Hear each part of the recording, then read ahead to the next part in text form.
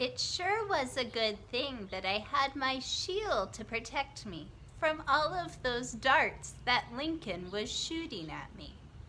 See, the shield of faith is the next piece that we're going to be talking about today in the armor of God. Now, Ephesians chapter 6, verse 16 tells us, in all circumstances, take up the shield of faith, with which you can extinguish all the flaming darts of the evil one. That means in all situations, we can use our faith in the Lord to protect us from what the enemy is going to try to hit us with. Now, Lincoln was trying to hit me with darts because he loves to shoot me and thinks it's so funny. But the enemy's going to try to attack us. Now, think about the armor of God. When a soldier goes into battle and he's completely covered, why would he need a shield?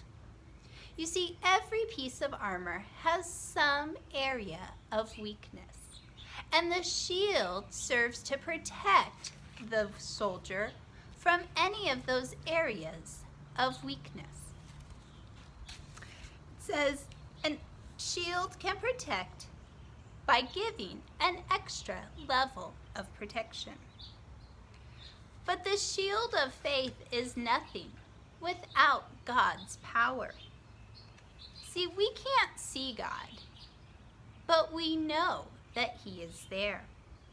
We have faith that He loves us and that He'll protect us.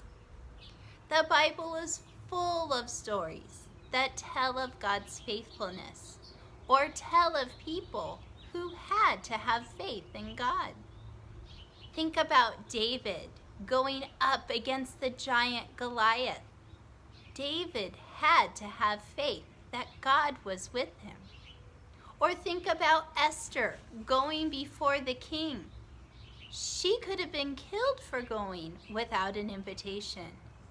Yet Esther had faith that God was with her. Or think about Abraham and Sarah. The thing that they wanted the most was a baby. And when God gave them that son and then asked Abraham to sacrifice, Abraham trusted and had faith that God was good and that God never breaks a promise. Even the disciples had to have faith. They had faith that Jesus was God's Son. And in the book of Matthew, we hear the verse where Jesus tells them that they have to have faith even as small as a mustard seed. Now, if you've ever planted seeds in a garden, you know that not all seeds look the same. They're not the same size or the same shape. But a mustard seed is one of the teeny, tiniest seeds for any plant. And yet this teeny, tiny seed grows into one of the biggest trees. See, we have to have faith like a mustard seed. Even a little tiny bit of faith in Jesus can grow over time. See, when we face something that's hard or challenging, all we need to have is that tiny mustard seed of faith in Jesus.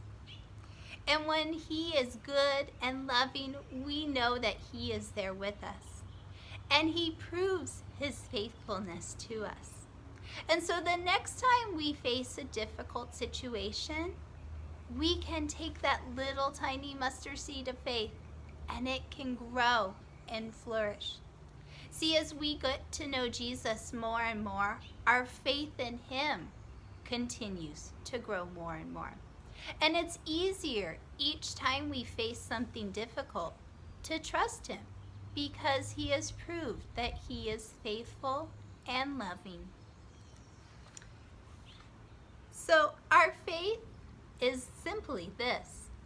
It's a faith in knowing that Jesus is God's Son and that He defeated death so that one day we would be able to be with him forever.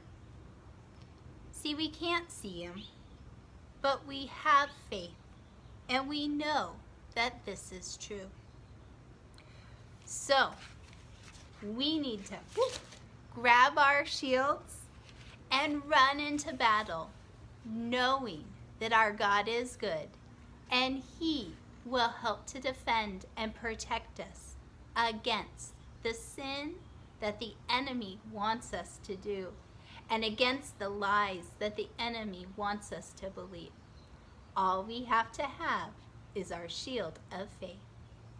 All right, guys, I hope you have a great day. Have an awesome weekend, and we'll see you next week.